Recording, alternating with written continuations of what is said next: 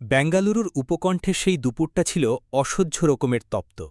মাথার ওপর সূর্যটা যেন কোনো পুরনো প্রতিশোধ নেওয়ার জন্য আগুন ঢালছিল। বাতাসে উড়ছিল চুন, সিমেন্ট আর বালির কর্কশ ধুলো। চারপাশের অর্ধ তৈরি হওয়া বহুতল ভবনটার কংক্রিটের খাঁচায় তখন কানপাতা দায়। লোহার রড কাটার তীক্ষ্ণ শব্দ, মিক্সার মেশিনের একটানা ঘড়ঘড়ানি আর ভারী ইট মাথায় নিয়ে শ্রমিকদের ক্লান্ত পায়ে হেঁটে চলার আওয়াজ, সব মিলিয়ে একটা চেনা কষ্টে চাদর বিছানো চারদিকে। ঠিক তখনই সেই ধুলোবালির বুক চিরে প্রধান ফটকের সামনে এসে থামল একটা কুচকুচে কালো বিলাসবহুল গাড়ি। ওই ভাঙাচোড়া ধুলোবালি ভরা রাস্তায় এমন একটা গাড়িকে মনে হচ্ছিল যেন কোনো ভুল ঠিকানায় চলে আসা এক রাজকীয় স্বপ্ন। কাজ করতে করতে হঠাৎ করেই সবার হাতগুলো থমকে গেল। মিক্সার মেশিনের শব্দ ছাপিয়ে এক অদ্ভুত নীরবতা নেমে এলো পুরো নির্মাণস্থলে। গাড়ির দরজা খুলে বাইরে পা রাখল সানায়া মালহোত্রা। পরনে দামি রেশমি শাড়ি, কপালে একটা ছোট্ট টিপ আর নিখুঁত অবয়বের পেছনে লুকিয়ে থাকা এক গভীর রহস্যময় স্তব্ধতা। বেঙ্গালুরুর বড় বড় কর্পোরেট লিডাররা যে নারীর সঙ্গে ৫ মিনিট কথা বলার জন্য সপ্তাহের পর সপ্তাহ অপেক্ষা করে, সে আজ কোনো বডিগার্ড ছাড়াই এই কর্দমাক্ত ধুলোবালি ভরা সাইটে দাঁড়িয়ে। সানায়া ধীর পায়ে এগিয়ে আসছিল। তার দামি জুতোয় লেগে যাচ্ছিল কাদা আর সিমেন্টের দাগ, কিন্তু তার হাঁটার গতিতে কোনো দ্বিধা ছিল না। ভিড় ঠেলে সে সোজা গিয়ে দাঁড়াল এক যুবকের সামনে। অর্জুন সেন। রোদে পুড়ে তামাটে হয়ে যাওয়া চামড়া, ঘামে লেপ্টে থাকা সস্তা শার্ট আর হাতের তালুতে কঠোর পরিশ্রমের কঠোর পড়া দাগ। অর্জুন কপাল থেকে ঘাম মুছে সোজা হয়ে দাঁড়িয়ে সানায়ার দিকে তাকাল। তার চোখে তখন কোনো ভয় বা বিস্ময় নয়, ছিল এক গভীর ক্লান্তি আর একরাশ প্রশ্ন। সানায়া এক মুহূর্তও নষ্ট করল না। অর্জুনের চোখের দিকে তাকিয়ে সরাসরি বলল, আমাকে বিয়ে করো, বিনিময়ে আমার সমস্ত ধন সম্পদ তোমার হবে। কথাটা শুনে অর্জুনের হাত থেকে সিমেন্টের পাত্রটা প্রায় পড়েই যাচ্ছিল। পুরো চত্বর যেন এক লহমায় জমাট বেঁধে গেল। অর্জুনের মনে হল দুপুরের চড়া রোদ আর খাটুনির চোটে হয়তো তার কান দুটো তাকে ধোঁকা দিচ্ছে, কিন্তু সামনে দাঁড়িয়ে থাকে নারীর চোখের স্থিরতা বলছিল এটা কোনো রসিকতা নয়।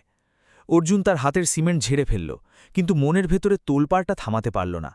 তবে তার মাথায় কোনো রাজপ্রাসাদ বা বিলাসবহুল জীবনের ছবি ভেসে ওঠেনি। তার মনে পড়ল তার মায়ের কথা। ভাঙা ভাড়া বাড়ির এক কোণে শুয়ে যে মা প্রতিনিয়ত কাশতে কাশতে বলত, বাবা, আমি ভালো আছি, তুই বীজের খেয়াল রাখিস। অথচ অর্জুন জানত মা ভালো নেই। ডাক্তার স্পষ্ট বলে দিয়েছে দ্রুত হার্ট সার্জারি না করালে মাকে বাঁচানো যাবে না। আর সেই অপারেশনের খরচের অঙ্কটা অর্জুনের মতো একজন শ্রমিকের সারা জীবনের উপার্জনের চেয়েও বড়। সে অভাবের মধ্যে বড় হয়েছে সত্য, কিন্তু তার মেরুদণ্ডটা ছিল সোজা। সকালের আলো ফোটার আগে কাজে আসা, সারাদিন হাড় ভাঙা খাটুনি শেষে রাতে মায়ের জন্য ওষুধ কিনে বাড়ি ফেরা, এটাই ছিল তার চেনা বৃত্ত। সে কখনও কারো কাছে হাত পাতেনি। মায়ের চিকিৎসার জন্য সে ভেতর ভেতর ভেঙে চুরমার হয়ে যাচ্ছিল, কিন্তু টাকার জন্য নিজেকে বিক্রি করে দেওয়ার কথা সে ভাবতেও পারত না। অন্যদিকে সানায়া মালহোত্রার জীবনের গল্পটা ছিল সম্পূর্ণ ভিন্ন। সে ছিল প্রয়াত বিবেক মালহোত্রার একমাত্র কন্যা, যিনি বেঙ্গালুরু জুড়ে নামী হোটেল, পাথরের খনি আর হাজার কোটি টাকার রিয়েল এস্টেট সাম্রাজ্য গড়ে তুলেছিলেন। বাইরে থেকে মানুষ ভাবত সানায়ার কোনো অভাব নেই, কিন্তু চারপাশের বিশাল প্রাচীরগুলো আসলে এক চরম একাকিত্ব ঢেকে রেখেছিল। বাবার আকস্মিক মৃত্যুর পর তার পাশে চাটুকারের অভাব ছিল না, কিন্তু ভরসা করার মতো একটা মানুষও ছিল না। আর বাবার উইলের সেই অদ্ভুত শর্ত তার জীবনকে এক জটিল ফাঁদে ফেলে দিয়েছিল। উইলে লেখা ছিল ৩০ বছর বয়স পূর্ণ হওয়ার আগে সানায়াকে বিয়ে করতে হবে, নতুবা এই বিশাল সম্পত্তির এক বিরাট অংশ চলে যাবে তার কাকা রাজেশ মালহোত্রার নিয়ন্ত্রণে। রাজেশ মুখে খুব ভালো মানুষের অভিনয় করলেও সানায়া তার চোখের ভেতরের আসল লোভটা ঠিকই চিনত। রাজেশ ইতিমধ্যেই এক প্রভাবশালী পরিবারের ছেলের সাথে সানায়ার বিয়ের আয়োজন প্রায় পাকা করে ফেলেছিল। বাইরে থেকে সেই সম্বন্ধকে খুব রাজকীয় মনে হলেও সানায়া জানত ওটা আসলে একটা ফাঁদ। ওই বিয়ের পর সানায়া কেবল নামমাত্র মালকিন হয়ে থাকবে, আর পেছনের সমস্ত সুতো থাকবে রাজেশের হাতে। নিজের বাবার তৈরি করা এই বিশাল সাম্রাজ্যে সে একটা পুতুলে পরিণত হতে চায়নি। এই তীব্র অপমান আর অসহায়তার মাঝেই সে একদিন অর্জুনকে দেখেছিল এবং এই চরম সিদ্ধান্তটা নিয়েছিল। এই কনস্ট্রাকশন সাইটটি মালহোত্রা গ্রুপের নতুন প্রজেক্টের অংশ ছিল। কাজের অগ্রগতি দেখার ওসিলায় সানায়া এর আগেও এখানে বেশ কয়েকবার এসেছে। সে দূর থেকে অর্জুনকে নীরবে কাজ করতে দেখেছিল। সে খেয়াল করেছিল ছেলেটা অসুস্থ সহকর্মীর বোঝা নিজের কাঁধে তুলে নেয়, কখনো নিজের মজুরির টাকা দিয়ে অন্য শ্রমিকের ওষুধ কিনে দেয়, এমনকি সুপারভাইজারের অকারণে অপমান শুনেও মাথা নিচু করে নিজের কাজে ফিরে যায়। অর্জুন গরিব ঠিকই, কিন্তু তার চোখে কোনো লোভ ছিল না। এই একটা জিনিসই সানায়াকে তার কাছে টেনে এনেছিল, তবে এই প্রস্তাবের পেছনে কোনো প্রেম ছিল না। ভালোবাসা নামক শব্দটার ওপর থেকে সানায়ার বিশ্বাস অনেক আগেই উঠে গিয়েছিল। তার এই সিদ্ধান্ত ছিল ভয়, বাধ্যবাধকতা আর কাকার হাত থেকে বাবার সাম্রাজ্য বাঁচানোর এক বেপরোয়া জেদ। তার স্রেফ এমন একজন স্বামী দরকার ছিল যে রাজেশের নোংরা রাজনীতির অংশ হবে না, যার কোনো বড় বংশের অহংকার থাকবে না, এবং সবচেয়ে বড় কথা, যে বিয়ের পর তার ওপর ছড়ি ভোরাবে না। অর্জুন শেষমেশ নীরবতা ভেঙে জিজ্ঞেস করল, এত মানুষ থাকতে আপনি আমাকেই কেন বাঁচলেন? সানায়া কিছুক্ষণ চুপ করে রইল। ধুলোমাখা বাতাসে তার শাড়ির আঁচল উড়ছিল।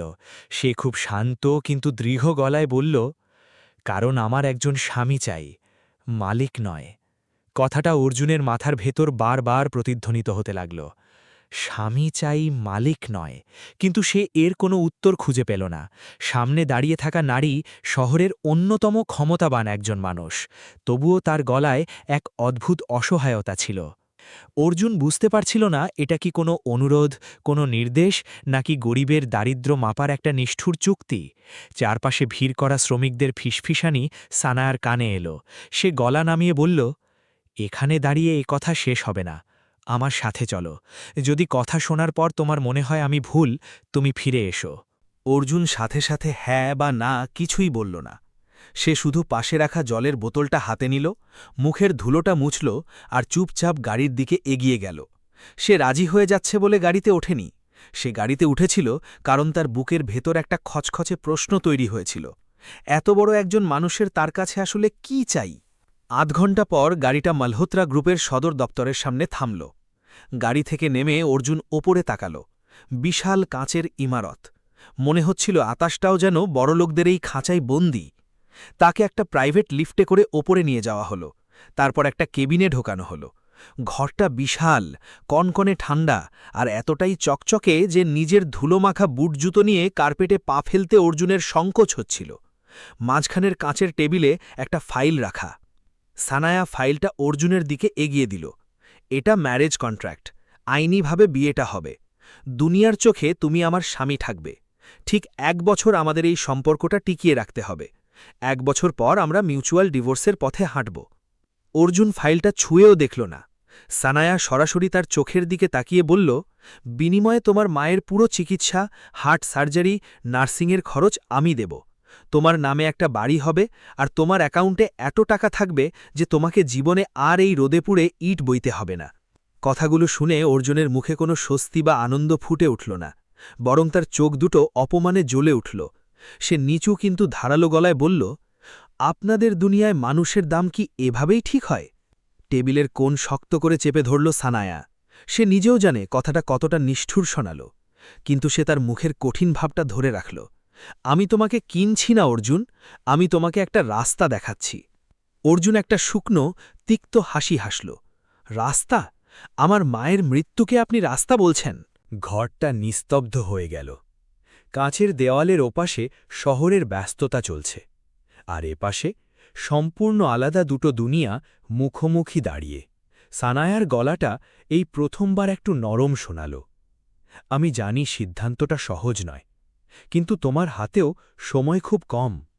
সানায়া মায়ের কথাটা দ্বিতীয়বার না বললেও অর্জুনের চোখের সামনে হাসপাতালের ওই সাদা চাদরটা ভেসে উঠল। ওষুধের কড়া গন্ধ, ডাক্তারের গম্ভীর মুখ, আর মায়ের সেই মিথ্যে হাসি মুখ। আমি ঠিক আছি বাবা। অর্জুন জানে মা ঠিক নেই। সে এটাও জানে তার এই ঘাম ঝরানো মজুরির টাকা জমিয়ে মায়ের চিকিৎসা কোনোদিনও সম্ভব হবে না। অর্জুন ফাইলের দিকে তাকাল। এই কাগজগুলো যেন তাকে চিৎকার করে বলছিল, হয় আত্মসম্মান বেছে নাও, না হলে মায়ের শ্বাস প্রশ্বাস। সে চোখ তুলে সানায়ার দিকে তাকাল। আমার দুনিয়াতে বিয়েটা স্রেফ এক টুকরো কাগজ নয় ম্যাডাম। 7 পাক ঘোড়াটা কোনো তামাশা নয়। আর সিঁদুর কোনো নাটকের মেকআপ নয়। সানায়ার চোখের দৃষ্টি এক মুহূর্তের জন্য নেমে গেল। আমার দুনিয়াতেও সবকিছু খুব একটা সহজ নয় অর্জুন। এই প্রথম সে খুব সাধারণ একটা গলায় নাম ধরে ডাকল। অর্জুন কলমটা হাতে নিয়ে একটু থমকে গেল। সে সানায়ার দিকে সরাসরি তাকিয়ে বলল, আমি আপনার এই টাকা, বাড়ি বা নামের জন্য কাজটা করছি না। আমি এটা শুধুমাত্র আমার মায়ের জন্য করছি। সানায়ার মুখে কোনো বিজয়ী হাসি ফুটল না। সে পাথরের মতো দাঁড়িয়ে রইল। অর্জুন কাগজের ওপর নিজের নামটা সই করে দিল। কালির দাগটা খুব ছোট, কিন্তু অর্জুনের মনে হল সে নিজের জীবনের সবচেয়ে ভারী বোঝাটা কাঁধে তুলে নিল। জানলার বাইরে তখন সন্ধে নামছে। অর্জুনের মনে হচ্ছিল সে তার নিজের চেনা পৃথিবীর দরজাটা চিরকালের মতো বন্ধ করে একটা ঘুটঘুটে অন্ধকারের দিকে পা বাড়াল।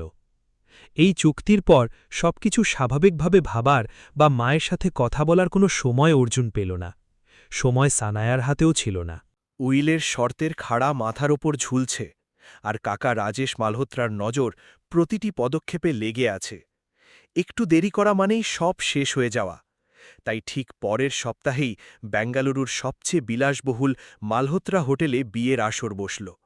বিয়েবাড়ি তো নয়, যেন ক্ষমতার এক বিশাল প্রদর্শনী। অঢেল জুই ফুল, আলোর রোশনাই আর হাজারো ক্যামেরার ঝলকানি। সানায়া ঠিক এটাই চেয়েছিল। বিয়েটা যত বেশি পাবলিক ইভেন্ট হবে, রাজেশের পক্ষে সেটাকে মিথ্যে বা জাল প্রমাণ করা ততটাই অসম্ভব হয়ে উঠবে। কিন্তু এই চোখ ধাঁধানো জাঁকজমকের মাঝে অর্জুনের যেন দম বন্ধ হয়ে আসছিল। তার গায়ে পরানো হয়েছে লাখ টাকার শেরওয়ানি, অথচ তার হাতের অমসৃণ কড়া পড়া দাগগুলো বারবার তার আসল জীবনের কথা মনে করিয়ে দিচ্ছিল। হলের 1000 ওয়াটের আলোর নিচে দাঁড়িয়েও তার মন পড়েছিল সেই পুরনো ভাড়াবাড়ির স্যাঁতস্যাঁতে ঘরটায়। তার মাকে ডাক্তারের বিশেষ অনুমতিতে কিছুক্ষণের জন্য অনুষ্ঠানে আনা হয়েছিল। ভিড় থেকে দূরে অপেক্ষাকৃত একটা শান্ত কোণে তাকে বসানো হয়েছিল। অর্জুন বারবার ভিড় এড়িয়ে সেদিকে তাকাচ্ছিল। ওই দুর্বল মানুষটার মুখটা দেখেই সে এই দম বন্ধ করা পরিবেশে দাঁড়িয়ে থাকার সাহস পাচ্ছিল। সানায়া যখন মণ্ডপের দিকে এগিয়ে এলো, পুরো হলঘরটা এক লমহায় শান্ত হয়ে গেল। লাল আর সোনালি রঙের ভারী ব্রাইডাল শাড়িতে তাকে কোনো রানীর চেয়ে কম লাগছিল না, কিন্তু কোণের মুখে যে লাজুক বা মিষ্টি হাসি থাকার কথা তার সানায়ার মুখে ছিল না। সেখানে ছিল এক অদ্ভুত কাঠিন্য, চাপা উত্তেজনা আর একটা বড় যুদ্ধের প্রস্তুতি। সে অর্জুনের দিকে তাকালো ঠিকই, কিন্তু চোখ সরিয়ে নিল পরক্ষণেই। দুজনেই জানে বাইরের দুনিয়ার কাছে এই বিয়েটা একটা পবিত্র বন্ধন হলেও তাদের দুজনের মাঝে ভরসার প্রথম ইটটাও এখনও গাঁথা হয়নি। পুরোহিত মন্ত্র পড়া শুরু করলেন। হোমের আগুন জ্বলে উঠল। যখন 7 পাক ঘোরার সময় এলো, অর্জুনের পা যেন মাটিতে আটকে যাচ্ছিল। তার নিজের বলা কথাটা মাথার ভেতর বাজছিল, 7 পাক কোনো তামাশা নয়। তবুও সে পা বাড়াল, কারণ মানুষ কখনো কখনো নিজের বিশ্বাস থেকে নয়, বরং চরম অসহায়তা থেকে সবচেয়ে বড় সিদ্ধান্তগুলো নেয়। সানায়াও তার সাথে পা মেলাল, খুব যান্ত্রিক ও নিয়ন্ত্রিতভাবে, যেন মন্ত্রগুলো তার মনের ওপর নয়, কর্তব্যের ওপর আঘাত করছে। আগুনের চারপাশে ঘোরার সময় অতিথিদের ফিসফিসানি অর্জুনের কানে আসছিল। কেউ বলছিল অর্জুন ভাগ্যবান, কেউ বলছিল ধুরন্ধর। আত্মীয়রা মুখে হাসি নিয়ে আশীর্বাদ করলেও তাদের চোখের ঘৃণাটা লুকানো ছিল না। মজুর থেকে একেবারে কোটিপতির জামাই, কেউ একজন ব্যঙ্গ করে বলল, মালহোত্রা পরিবারের দিন বোধহয় সত্যিই ঘনিয়ে এসেছে। কথাটা অর্জুন হজম করে নিল। সে মাথা তুলল না। সানায়াও কথাটা শুনতে পেয়েছিল। তার মুখের কোনো পেশি নড়ল না ঠিকই, কিন্তু শাড়ির আঁচল চেপে ধরা আঙুলগুলো সাদা হয়ে গেল। এই প্রথমবার তার মনে হল যে মানুষটাকে সে শুধুমাত্র একটা চুক্তির কাগজে বেঁধেছে, তাকে এখন থেকে তার পরিবারের প্রতিটি নোংরা কথার তীরও মুখ বুজে সহ্য করতে হবে। তবুও সানায়া চুপ করেই রইল। 7 পাক শেষ হতেই চারপাশ থেকে শুভেচ্ছার বন্যা বলি গেল। এর মাঝেই রাজেশ মালহোত্রা ভিড় ঠেলে অর্জুনের সামনে এসে দাঁড়ালেন। মুখে মেকি আত্মীয়তার হাসি, কিন্তু গলার স্বরে জমাট বাঁধা বিষ। মালহোত্রা পরিবারে পা রাখাটা খুব সোজা ছেলে। তিনি গলা নামিয়ে ফিসফিস করে বললেন, কিন্তু এখানে টিকে থাকা সবার কম্য নয়। যে রাস্তা দিয়ে ঢুকেছ সেই রাস্তা দিয়ে ফিরতে জানাও শিখে নিও। অর্জুন রাজেশের চোখের দিকে স্থির দৃষ্টিতে তাকাল, কিন্তু কোনো উত্তর দিল না। সে সোজা ঘুরে হেঁটে চলে গেল তার মায়ের কাছে। মায়ের চোখ তখন জলে ভাসছে। তিনি কাঁপা কাঁপা হাতে ছেলের হাতটা ধরলেন। বাবা, তুই ঠিক আছিস তো? অর্জুন হাসার আপ্রাণ চেষ্টা করল। হ্যাঁ মা, আমি ঠিক আছি। সে বলল ঠিকই, কিন্তু গলাটা এমনভাবে ধরে এলো যা পৃথিবীর কোনো মেকআপ দিয়ে ঢাকা যায় না। সানাইয়ের সুর মিলিয়ে গেল। মিষ্টি বিতরণের আনুষ্ঠানিকতাও শেষ হয়ে গেল। ক্যামেরার ফ্ল্যাশে সানায়া আর অর্জুনের অসংখ্য ছবি ফ্রেমবন্দি হয়ে রইল। বাইরের দুনিয়া ভাবল এক রাজকীয় রূপকথার সাক্ষী হল তারা। কিন্তু সত্যিটা শুধু ওই মণ্ডপে দাঁড়ানো দুটো মানুষই জানত। একজন সেখানে দাঁড়িয়েছিল নিজের বাবার সাম্রাজ্য বাঁচানোর জেদে, আর অন্যজন নিজের মায়ের শ্বাসপ্রশ্বাসটুকু টিকিয়ে রাখার মরিয়া তাগিদে। বিয়েবাড়ির আলো এক একে নিভে গেল, কিন্তু অর্জুনের বুকের ভেতর যে অন্ধকার নেমে এসেছিল সেটা রাতের অন্ধকারের চেয়েও গভীর ছিল। বিয়ের অনুষ্ঠান শেষ হতেই কড়া মেডিকেল তত্ত্বাবধানে তার মাকে আবার হাসপাতালে ফিরিয়ে নিয়ে যাওয়া হলো। অ্যাম্বুলেন্সের দরজা বন্ধ হওয়ার আগে অর্জুন তার মায়ের হাতটা শক্ত করে ধরেছিল কিছুক্ষণ। মা খুব দুর্বল গলায় শুধু বলেছিলেন, নিজের খেয়াল রাখিস বাবা। ওই একটা ছোট্ট কথার মধ্যে লুকিয়েছিল একরাশ আশীর্বাদ আর চাপা উদ্বেগ। কিছুক্ষণ পর একটা কালো গাড়ি এসে থামল মালহোত্রা এস্টেটের বিশাল গেটের সামনে। অর্জুন গাড়ির কাঁচ দিয়ে তার নতুন ঠিকানাটা দেখল। প্যাল্লা লোহার ফটক, মসৃণ ড্রাইভওয়ে, দুধারে সারিবদ্ধ অশোক গাছ আর মার্বেলের চওড়া সিঁড়ি। দরজায় ইউনিফর্ম পরা বেশ কয়েকজন কর্মচারী দাঁড়িয়ে। সবকিছুই খুব বিশাল, দামি, কিন্তু অদ্ভুত রকম কনকনে ঠান্ডা। অর্জুন খুব ধীর পায়ে চৌকাঠে পা রাখল। তার মায়ের বলা একটা কথা মনে পড়ে গেল, নতুন বাড়িতে প্রথম পা সবসময় ডান পা দিতে হয়, সে বাড়ি নিজের হোক বা ভাড়ার। সানায়া অবশ্য এসবের তোয়াক্কা না করে সোজা ভেতরে ঢুকে গেল। তার চোখে মুখে চরম ক্লান্তি, তবে সেই ক্লান্তিটাও যেন খুব মেপে জুপে রাখা। সে ঘাড় না ঘুরিয়েই বলল, তোমার ঘর ওই করিডোরের একদম শেষে। তারপর সে সিঁড়ি বেয়ে সোজা ওপরতলায় নিজের ঘরের দিকে চলে গেল। অর্জুন তখনই বুঝে গেল, বাইরের দুনিয়ার কাছে তারা স্বামী স্ত্রী হলেও এই চার দেওয়ালের ভেতরে তাদের সম্পর্কটা দুটো সম্পূর্ণ অচেনা মানুষের মতোই থেকে যাবে। করিডোরের শেষ প্রান্তের ঘরটা ছিমছাম, গোছানো এবং নিখুঁত পরিষ্কার। একটা বড় খাট, একটা আলমারি, একটা স্টাডি টেবিল আর পেছনের বাগান দেখার জন্য বিশাল একটা জানালা। কিন্তু ঘরটার মধ্যে প্রাণের কোনো স্পন্দন ছিল না। অর্জুন লাখ টাকার ভারী শেরওয়ানিটা খুলল, খুব যত্ন করে ভাঁজ করে রাখল চেয়ারের ওপর। সারা রাত তার চোখের পাতা এক হল না। সে জানলার ধারে দাঁড়িয়ে রইল। বাইরের অন্ধকারে হাওয়ায় দুলতে থাকা আমগাছের ডালগুলোকেই তার এই বিশাল বাড়ির সবচেয়ে জীবন্ত জিনিস বলে মনে হচ্ছিল। পরদিন সকালে নিজের পুরনো অভ্যাস মতোই সূর্য ওঠার আগে ঘুম থেকে উঠে পড়ল অর্জুন। পুরো মালহোত্রা এস্টেট তখনও গভীর ঘুমে আচ্ছন্ন। অর্জুন নিঃশব্দে রান্নাঘরে গিয়ে নিজের জন্য চা বানাতে শুরু করল। হঠাৎ এক মাঝবয়সী পরিচারিকা তাকে দেখে অবাক হয়ে বলল, বাবুজি, আপনারা তো নিজে হাতে চা বানান না। অর্জুন একটা ম্লান হাসি দিয়ে বলল, আমি এখনও বাবুজি হওয়া শিখতে পারিনি দিদি। পাশে দাঁড়িয়ে থাকা এক অল্পবয়সী কর্মচারী কথাটা শুনে ফিক করে হেসে ফেলল। ঠিক তখনই দৃশ্যপটে হাজির হল রমেশ, এই এস্টেটের পুরনো এবং সবচেয়ে দাপুটে ম্যানেজার। তার হাবভাব এমন যেন এই বাড়ির প্রতিটি ইটে তার নাম লেখা। তিনি অর্জুনকে পা থেকে মাথা পর্যন্ত একটা অবজ্ঞার দৃষ্টিতে দেখে শীতল গলায় বললেন, এই বাড়িতে প্রত্যেকটা মানুষের একটা নির্দিষ্ট জায়গা আছে, নিজের জায়গাটা ভুলে যাওয়া বোধহয় ঠিক নয়। অর্জুন খুব শান্ত গলায় পাল্টা প্রশ্ন করল, আমার জায়গাটা ঠিক কোথায়? রমেশের ঠোঁটের কোণে একটা বাঁকা হাসি ফুটে উঠল। আপাতত করিডোরের একদম শেষের ঘরে, ভবিষ্যতে মালিকরা ঠিক করবেন। অপমানটা খুব সোজা সাপটা ছিল, কিন্তু অর্জুন কোনো তর্ক করল না। সে নিজের চায়ের কাপটা তুলে নিয়ে সোজা বেরিয়ে গেল পেছনের লনে। সে খুব ভালো করেই জানে, সব লড়াই চিৎকার করে জেতা যায় না।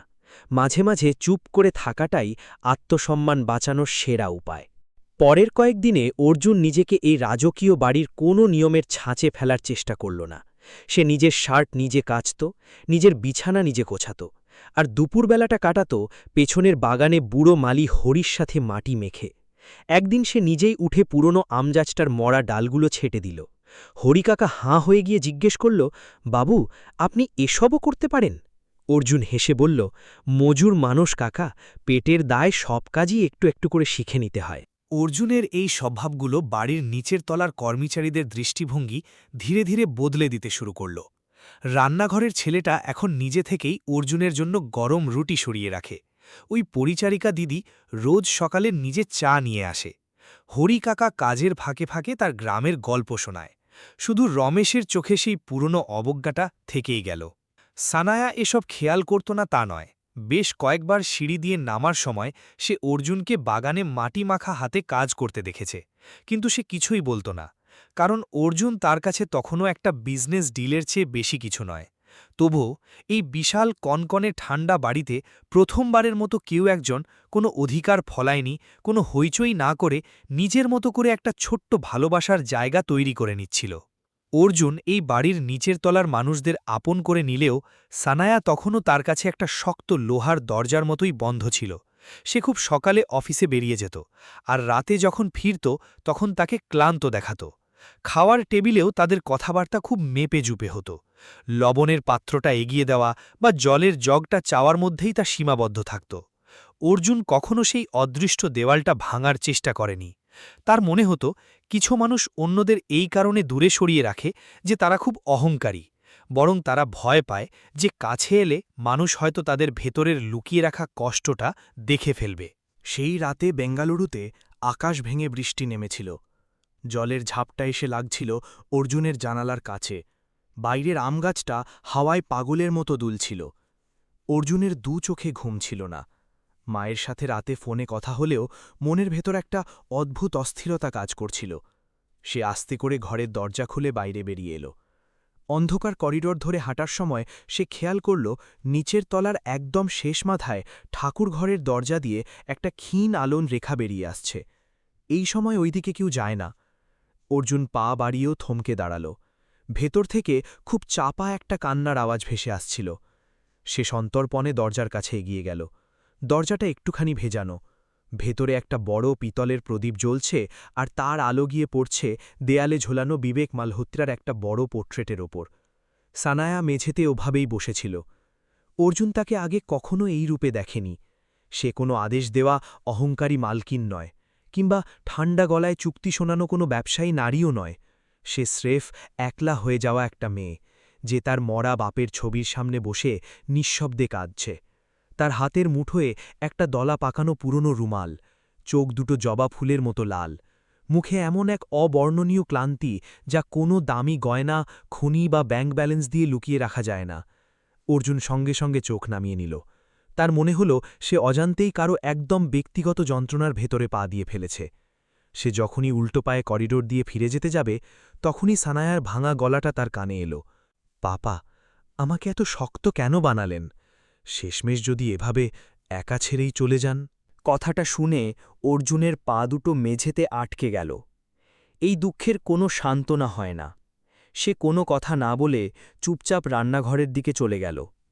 আদা থেতো করল, জল গরম বসালো, চা পাতা দিল। তার নিজের বস্তির পুরনো দিনগুলোর কথা মনে পড়ছিল। ওদিকের ভাঙা ঘরগুলোয় রাতে কেউ কাঁদলে মানুষ প্রথমে তার পাশে এক কাপ গরম চা এনে রাখত। কোনো জ্ঞান দেওয়া হতো না, কোনো সান্ত্বনা দেওয়া হতো না। শুধু গরম কাপের ওমে মানুষটাকে বোঝানো হতো যে সে একা নয়। কিছুক্ষণ পর সে আবার ঠাকুর ঘরের দরজায় এসে দাঁড়াল। কোনো আওয়াজ না করে চায়ের কাপটা সানায়ার পাশে মেঝেতে নামিয়ে রাখল। সানায়া চমকে উঠে তাকাল। সে হয়তো চায়নি যে অর্জুন তাকে এই দুর্বল মুহূর্তে দেখে ফেলুক। তুমি এখানে কি করছ? সে নিজের গলার স্বরটাকে জোর করে আবার শক্ত করার চেষ্টা করল। অর্জুন খুব শান্তভাবে বলল, ঘুম আসছিল না ম্যাডাম। সানায়া শাড়ির আঁচল দিয়ে তাড়াতাড়ি চোখ মুছে মুখটা অন্যদিকে ঘুরিয়ে নিল। আমার কারও দয়া বা সহানুভূতির প্রয়োজন নেই। অর্জুন চায়ের কাপটার দিকে আঙুল দেখিয়ে বলল, এটা সহানুভূতি না ম্যাডাম। আমাদের বস্তিতে বৃষ্টির রাতে কেউ কাঁদলে তাকে আদা চা বানিয়ে দেওয়া হয়, ব্যাস এইটুকুই। সানায়া কয়েক মুহূর্ত অর্জুনের দিকে তাকিয়ে রইল। এবার তার চোখে কোনো রাগ বা অবজ্ঞা ছিল না, শুধু এক মহাসমুদ্র ক্লান্তি ছিল। সে কাপটা তুলে নিল, কিন্তু চুমুক দেওয়ার আগে খুব নিচু গলায় জিজ্ঞেস করল, তোমার কি মনে হয় আমি খুব নিষ্ঠুর, খুব দয়ামায়াহীন? অর্জুন সঙ্গে সঙ্গে কোনো উত্তর দিল না। সে জ্বলতে থাকা প্রদীপের শিখাটার দিকে তাকাল, তারপর দেখল বিবেক মালহোত্রার পোর্ট্রেটটা। আমার মনে হয়, সে আস্তে করে বলল, আপনি খুব ক্লান্ত। সানায়ার চোখ দুটো আবার জলে ভরে উঠল, কিন্তু এবার সে মুখ ফিরিয়ে নিল না। বাইরে বৃষ্টির বেগ আরও বাড়ছিল। ওই ঘরে তাদের মধ্যে আর কোনো কথা হল না। অর্জুন খানিকটা দূরে মেঝেতেই চুপচাপ বসে রইল, আর সানায়া এক দৃষ্টে তার বাবার ছবির দিকে তাকিয়ে রইল।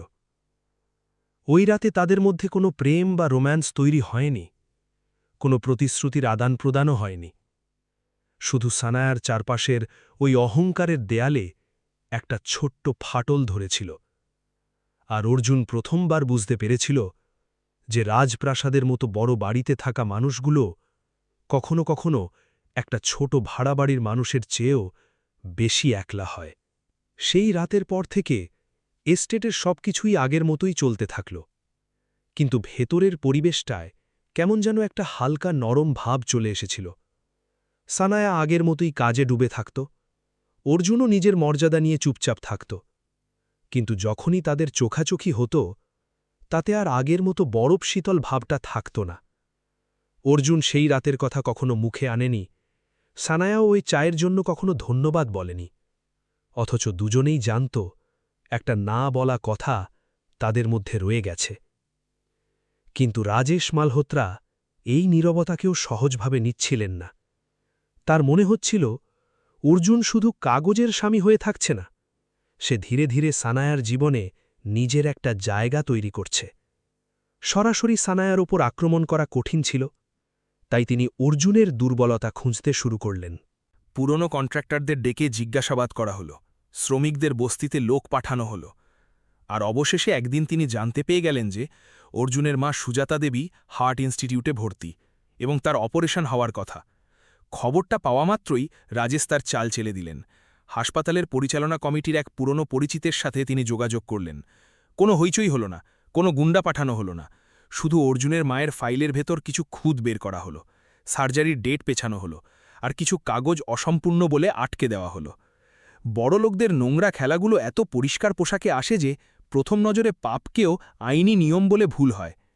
কয়েকদিন পর অর্জুন যখন হাসপাতালে গেল, কাউন্টারে বসা ক্লার্কটি তার দিকে না তাকিয়েই ঠান্ডা গলায় বলল, আপনার মায়ের সার্জারি আপাতত ক্যান্সেল করা হয়েছে, পেপারসে কিছু প্রবলেম আছে, নতুন ডেট পরে জানানো হবে। অর্জুন তাকে অনেক বোঝানোর চেষ্টা করল, বলল যে পেমেন্টের সব ব্যবস্থা হয়ে গেছে, ডাক্তার নিজেই তো ডেট দিয়েছিলেন। কিন্তু ওপাশ থেকে প্রতিবার একঘেয়ে উত্তর আসতে লাগল, কখনো ফাইলের সমস্যা, কখনো ডাক্তারের ডেট নেই, কখনো ওয়েটিং লিস্ট। সে মরিয়া হয়ে মায়ের কেবিনে গেল। মা তাকে দেখেই হাসি মুখে জিজ্ঞেস করল, কি বলল রে ডাক্তার, কবে ছুটি দেবে? অর্জুন নিজের ভেতরের তোলপাড়টা লুকিয়ে মুখে একটা মিথ্যে হাসি ফোটানোর চেষ্টা করল। আর একটুখানি দেরি হবে মা, কিছু কাগজের কাজ বাকি, তুমি চিন্তা করো না। মা তার হাতটা নিজের হাতের মুঠোয় টেনে নিল। বাবা, নিজের মায়ের কাছে মিথ্যে বলিস না, আমি তোকে পেটে ধরেছি। অর্জুন মাথা নিচু করে নিল। সেই মুহূর্তে তার মনে হল লাখ টাকার শেরওয়ানি পরা কোটিপতির জামাইয়ের মুখটা খসে পড়েছে। সে আবার সেই পুরনো দিনমজুর হয়ে গেছে, যে হাসপাতালের নোংরা বারান্দায় দাঁড়িয়ে টাকা আর ক্ষমতার কাগজের কাছে হেরে যাচ্ছে। খবরটা সন্ধ্যের দিকে সানায়ার কানে পৌঁছল। প্রথমে সে ফোনেই খোঁজ নেওয়ার চেষ্টা করল, তারপর হাসপাতাল থেকে সরাসরি লিখিত কারণ চাইল। কিন্তু ওপাশ থেকে আসা জবাবগুলো এতই ঘোরপ্যাঁচানো ছিল যে সানায়ার বুঝতে বাকি রইল না, ডাল মেকুচ কালা হ্যায়। পরদিন সকালে সে শটান হাজির হল হার্ট ইনস্টিটিউটে, সাথে তার পার্সোনাল লয়ার আর বিল পেমেন্টের সমস্ত ফাইল। ডিরেক্টরের চেম্বারে ঢুকে সানায়া গলা চড়াল না, কিন্তু তার গলার বরফ শীতল শটটা একদম স্পষ্ট ছিল, আমার কোনো অজুহাত শোনার সময় নেই, রেকর্ড চাই। যদি ভ্যালিড কোনো কারণ ছাড়া সার্জারি আটকানো হয়ে থাকে, তাহলে আমি এই হাসপাতালকে কোর্ট আর মেডিকেল বোর্ড পর্যন্ত টানব। লয়ার কাগজগুলো টেবিলে ফেলতেই ব্যাপারটা পরিষ্কার হয়ে গেল। যেসব কাগজ অসম্পূর্ণ বলে সার্জারি আটকানো হচ্ছিল, সেগুলো অনেক আগেই জমা দেওয়া হয়েছিল। হাসপাতাল কর্তৃপক্ষের ঘাম ছুটে গেল। তড়িঘড়ি করে সুজাতা দেবীর নাম আবার সার্জারির প্রায়োরিটি লিস্টে উঠে এলো। কিন্তু অর্জুন যখন শুনল সানায়া হাসপাতালে এসেছিল, তার মনে স্বস্তির বদলে এক অদ্ভুত রাগ আর অপমান দানা বাঁধল। সে করিডোরে সানায়ার মুখোমুখি দাঁড়াল, গলাটা নিচু, কিন্তু ভেতরের চাপা কষ্টটা ফেটে পড়ছিল। আপনাকে কে আসতে বলেছিল এখানে? সানায়া একটু থতমত খেয়ে গেল। তোমার মায়ের সার্জারি আটকে দেওয়া হচ্ছিল অর্জুন, আমি তো শুধু সাহায্য করছিলাম। অর্জুনের চোখ দুটো রাগে লাল। সাহায্য? নাকি আপনাদের এই কর্পোরেট লড়াইয়ের আরেকটা চাল? প্রথমে আপনারা আমার অসহায়তাটাকে কিনে একটা কন্ট্রাক্ট বানালেন, আর এখন আমার মাকেও আপনাদের ওই ফ্যামিলি পলিটিক্সের ঘুঁটি বানাচ্ছেন। সানায়া কিছু বলতে গিয়েও থেমে গেল। অর্জুন কাঁপা কাঁপা গলায় বলল, আমার মা কোনো ফাইল নয় ম্যাডাম, আপনাদের কাকা ভাইজির পাওয়ার প্লের বোর্ড গেম নয়। সানায়ার মুখটা ফ্যাকাশে হয়ে গেল। সে সত্যিই মন থেকে সাহায্য করতে এসেছিল, কিন্তু সে বুঝল যেখানে বিশ্বাসের ভিতটাই নেই সেখানে ভালো কাজটাও ছুরির মতো বাঁধে। অর্জুন ঘুরে মায়ের কেবিনের দিকে চলে গেল। সানায়া ওই সাদা করিডোরে একা দাঁড়িয়ে হইল। আজ প্রথম তার মনে হল টাকা দিয়ে দুনিয়ার সব দরজা হয়তো খোলা যায়, কিন্তু কারো ভরসা কেনা যায় না। সেই রাতের ডাইনিং টেবিলে মুখোমুখি দুজন, ডামির উপর থালা, সাজানো খাবার, কিন্তু কারো মুখে রা নেই।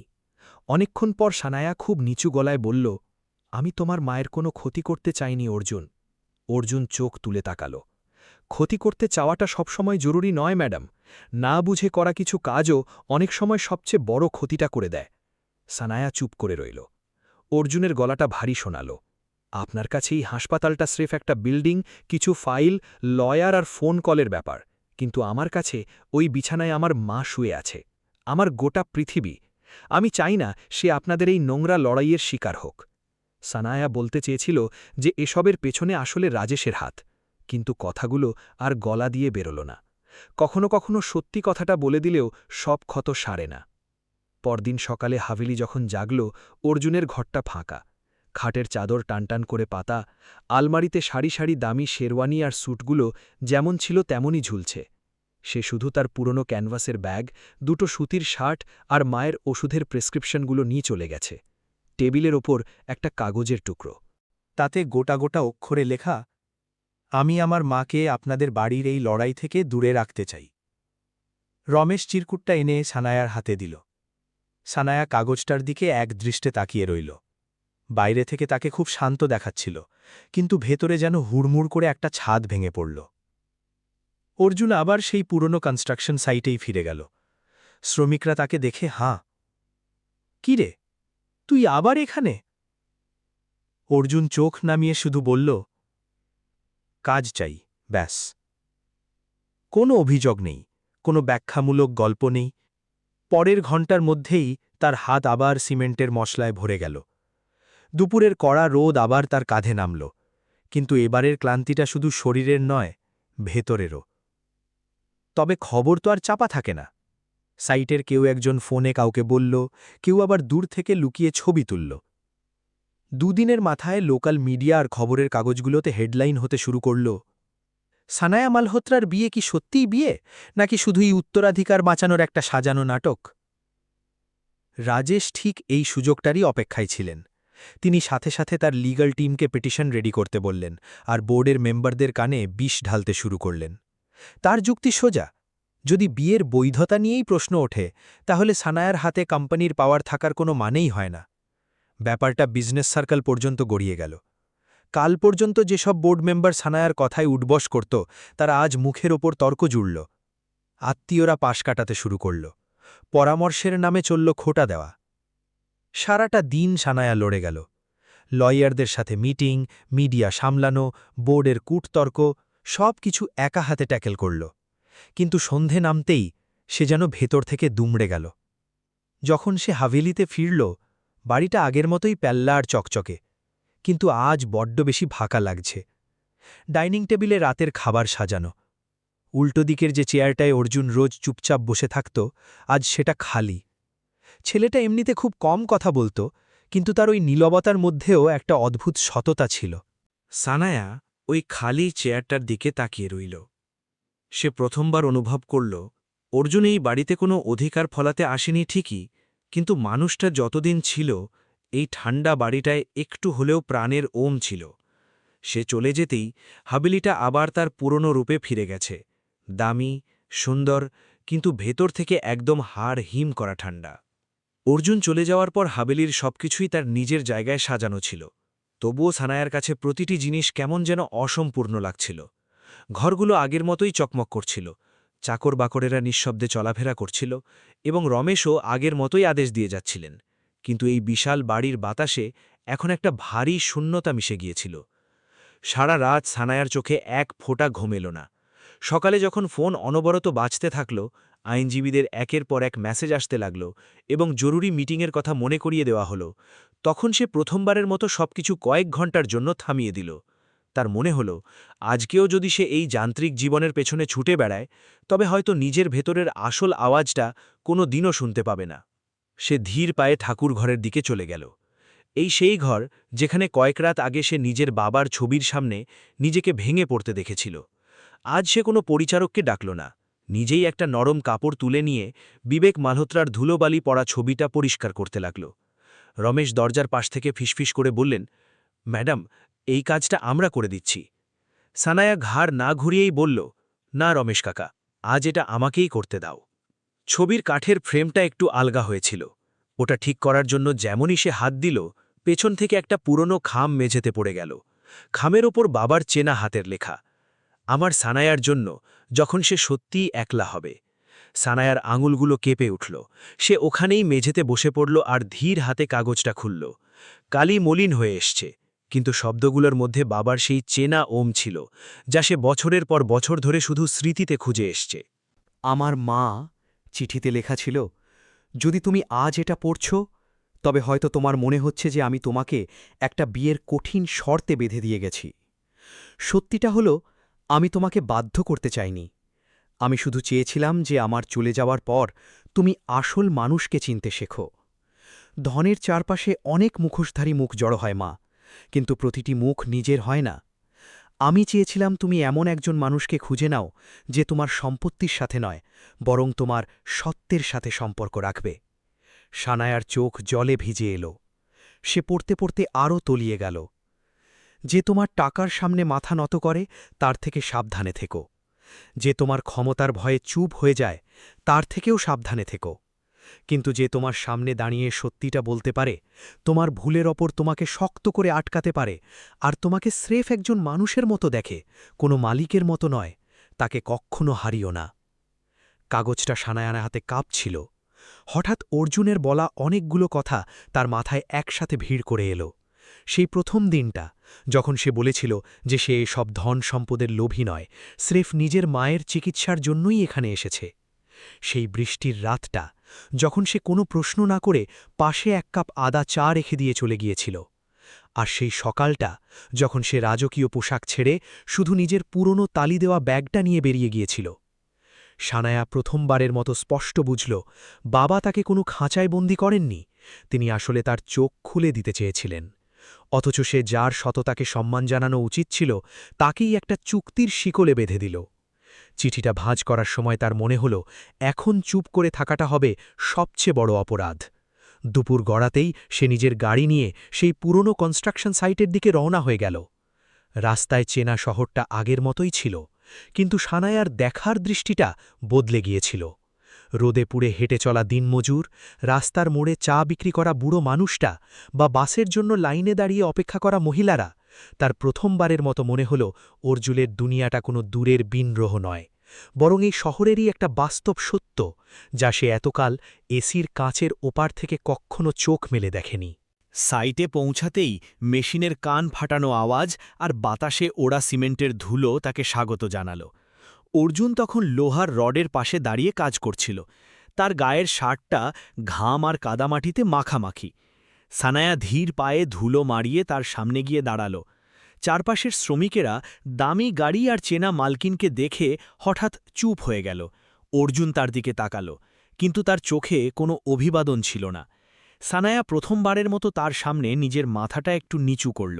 তার গলার স্বর নিচু, কিন্তু একদম পরিষ্কার শোনাল, অর্জুন, আজ আমি কোনো আদেশ দিতে আসিনি, আমি ক্ষমা চাইতে এসেছি। আমি তোমাকে না বুঝে স্রেফ ব্যবহার করেছি, তোমার আত্মসম্মানকে জেদ ভেবে ভুল করেছি, আর তোমার নীরবতাকে ভেবেছি দুর্বলতা। যদি পারো আমাকে ক্ষমা করে দিও। ধুলো ভরা তপ্ত দুপুরে কিছু মুহূর্তের জন্য চারপাশের সব কোলাহল যেন উধাও হয়ে গেল। সেখানে দাঁড়িয়ে থাকা মানুষদের কাছে সানায়া মালহোত্রাকে আজ কোনো অহংকারী কোটিপতি নয়, বরং নিজের ভুল স্বীকার করা একটা সাধারণ মানুষ বলে মনে হচ্ছিল। সানায়ার কথা শুনে অর্জুন কিছুক্ষণ স্তব্ধ হয়ে দাঁড়িয়ে রইল। তার চারপাশে শ্রমিকদের কৌতূহলী দৃষ্টি, মেশিনের গর্জন, রোদ আর ধুলো, কিন্তু সেই মুহূর্তে তার বুকের ভেতর শুধু একটা পুরনো ক্ষতের যন্ত্রণা কথা বলছিল। সে হয়তো এই ক্ষমাটুকুই শুনতে চেয়েছিল, অনেক আগে থেকেই। কিন্তু ক্ষমা পেলেই তো আর বুকের ভেতরের দাগগুলো রাতারাতি মুছে যায় না। সে আস্তে করে বলল, আপনার কি মনে হয় একটা ক্ষমা চেয়ে নিলেই পেছনের সব কিছু ঠিক হয়ে যায়? সানায়া চোখ সরাল না। না, সে শান্ত গলায় বলল, আমি জানি এক নিমিষে সবকিছু ঠিক হবে না, কিন্তু আমি অন্তত সত্যিটা দিয়ে শুরু করতে চাই। অর্জুনের চোখে এক চরম ক্লান্তি ফুটে উঠল। আমি কোনো খেলনা নই সানায়া, যাকে প্রয়োজন পড়ল তো হাভেলিতে নিয়ে এলেন, একটা নাম দিয়ে দিলেন, আর যখন মন বদলালো তখন একটু সম্মান দেখিয়ে দিলেন। আমিও একজন মানুষ, আমার নিজের একটা আত্মসম্মান আছে, নিজের কষ্ট আছে। সানায়া এবার কোনো যুক্তি দেখাল না, কোনো আত্মপক্ষ সমর্থন করল না। সে চুপচাপ নিজের হ্যান্ডব্যাগ থেকে সেই ম্যারেজ কন্ট্রাক্টের কপিটা বের করল। অর্জুন ওটা চিমে নিল। সেই একই কাগজ, যার ওপর তার সই ছিল। সেই কাগজ, যা তার মায়ের চিকিৎসা আর তার আত্মসম্মানের মাঝে একটা বড় দেওয়াল খাড়া করে রেখেছিল। সানায়া সবার সামনে কাগজটাকে 2 টুকরো করে ছিঁড়ে ফেলল। চারপাশে দাঁড়িয়ে থাকা শ্রমিকেরা হাঁ হয়ে গেল।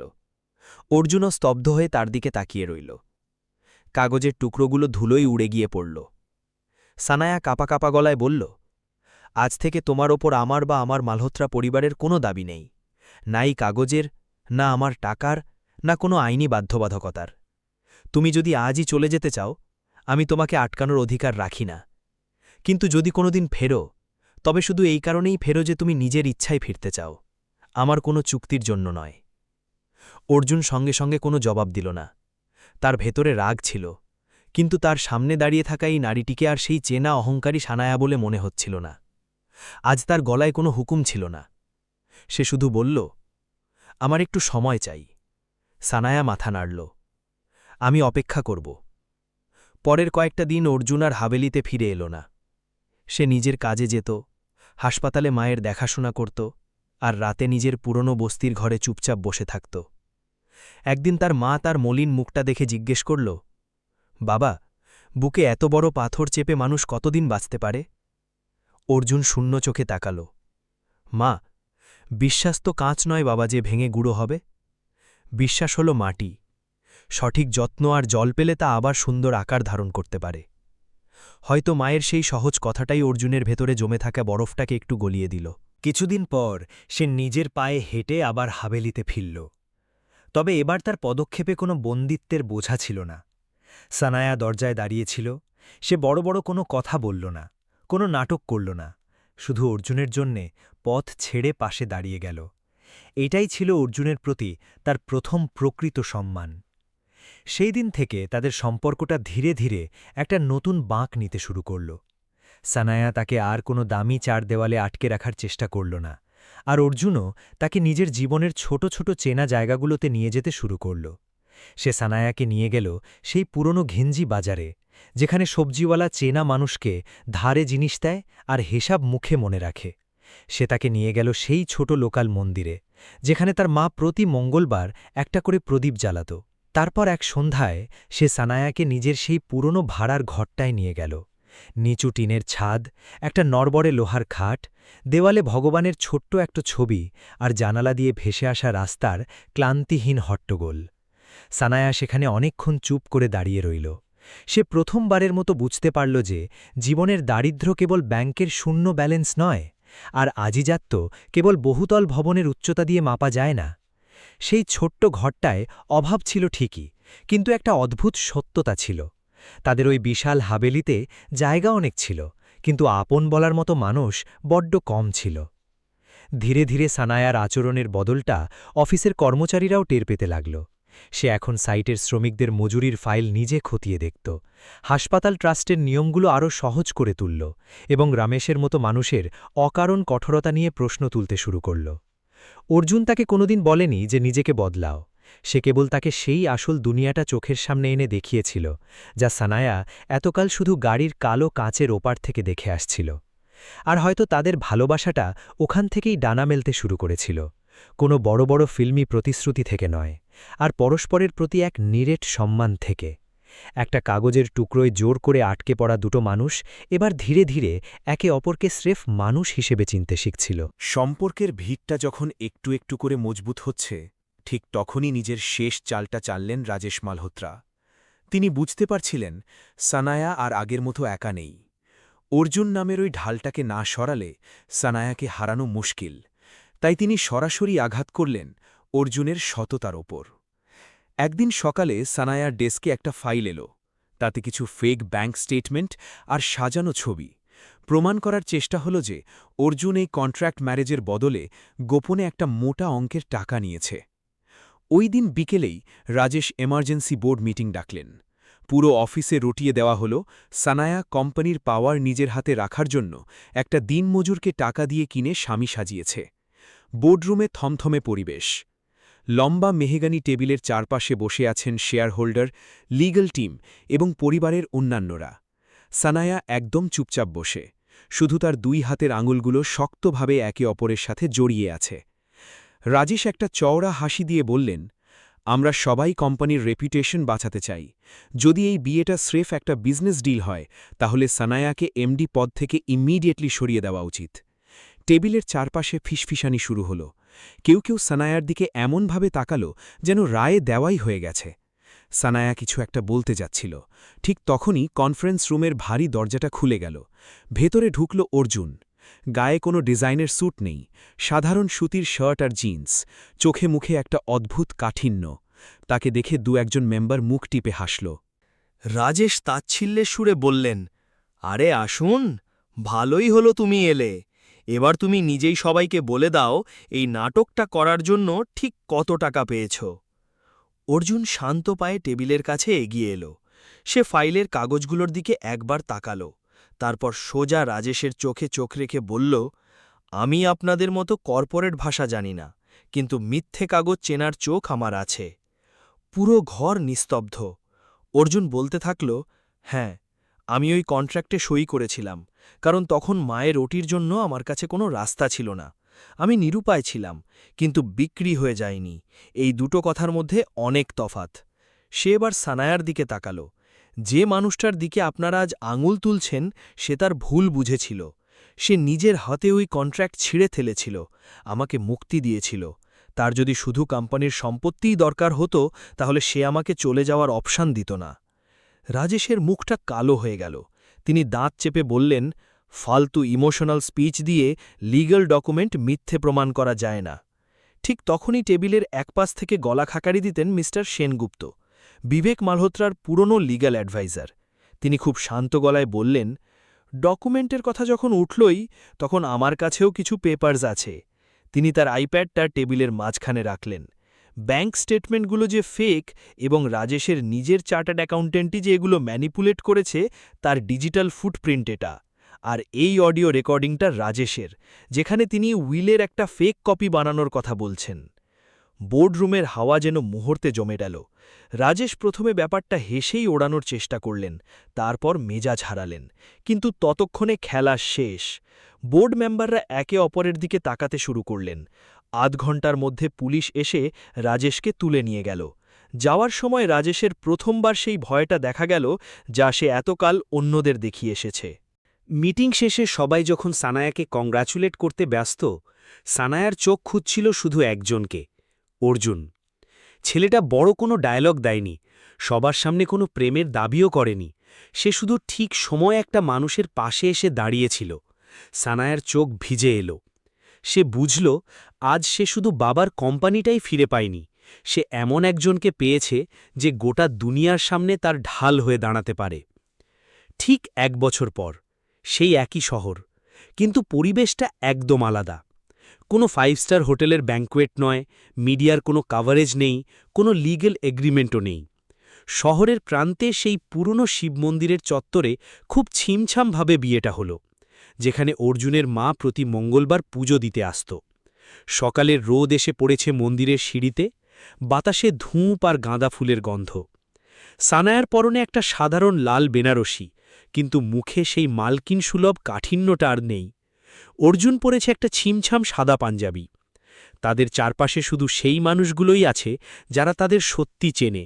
অর্জুনের মা, মালি হরি কাকা, সাইটের কয়েকজন পুরনো মজুর আর হাভেলির সেই কর্মচারীরা যারা এখন সানায়াকে বসের চেয়ে বেশি ঘরের মেয়ে ভাবে। 7 পাকে ঘোরার সময় সানায়ার চোখ জলে ভরে এলো। অর্জুন শক্ত করে তার হাতটা ধরল। তবে আজ সেই হাতের মুঠোয় কোনো বাধ্যবাধকতা নেই, আছে নিখাদ ভরসা। বিয়ের পর অর্জুনের মা যখন সানায়ার মাথায় হাত রেখে আশীর্বাদ করল, মারে, শুধু বড় দালান থাকলেই ঘর হয় না, ঘর তখনই হয় যখন সেখানে কেউ কারোর জন্য অপেক্ষা করে। কথাটা শুনে সানায়া আর নিজেকে আটকে রাখতে পারল না, হাউ হাউ করে কেঁদে ফেলল। সে জীবনে অনেক কিছুই পেয়েছিল, টাকা, স্ট্যাটাস, পাওয়ার, কিন্তু অর্জুন তাকে শিখিয়েছিল সবচেয়ে দামি সম্পদ ব্যাংকের লকারে থাকে না, থাকবে মানুষের বুকে। কিছু সম্পর্ক চুক্তিতে নয়, বরং রোজকার ছোট ছোট বিশ্বাস, এক কাপ চা আর সম্মানের হাত ধরে তৈরি হয়। অনেক সময় আমরা আমাদের অহংকারের বশে সম্পর্ককে চুক্তি মনে করে বসি। আমাদের মনে হয় যে টাকা সব সমস্যার সমাধান করে দেবে, কিন্তু বিশ্বাস কখনো কেনা যায় না। বিশ্বাস তো রোজকার ছোট ছোট আচরণের মাধ্যমে তৈরি হয়, এক কাপ চা থেকে, একটা সত্যি কথা থেকে, একটা ক্ষমা থেকে, এবং কারো কষ্টকে সম্মান জানানোর মাধ্যমে। পরিবার শুধু সেটাই নয় যেখানে মানুষ এক ছাদের নিচে থাকে, পরিবার সেটাই যেখানে কেউ আমাদের ফিরে আসার অপেক্ষায় থাকে। প্রেমও সেখানেই জন্ম নেয় যেখানে সম্মান আগে আসে। যদি এই গল্পটি আপনার হৃদয় ছুঁয়ে গিয়ে থাকে, তবে কমেন্টে জানান, আপনি অর্জুনের জায়গায় থাকলে কি ক্ষমা করতে পারতেন? ভিডিওটি লাইক করুন আর চ্যানেলটি সাবস্ক্রাইব করতে ভুলবেন না।